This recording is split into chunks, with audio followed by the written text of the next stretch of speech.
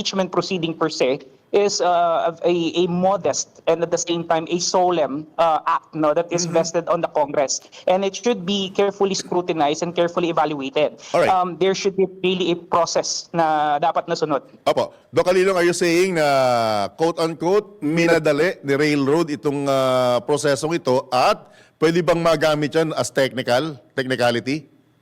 Yes, there could be some legal challenge to that, no? Because primarily, when you look at the impeachment complaint as a power vested in the Congress, it should actually follow and it should be subject to the constitutional limitations. Now, if Opo. this was not observed, as I was saying, pwede talagang magkaroon ng legal challenge or legal question to this, which again may lead to some kind of political question as well, and may lead to some political address, no? So, yun kasi ang problema kapag hindi natin sinusunod, no, ng tamang Tamang proseso. proseso.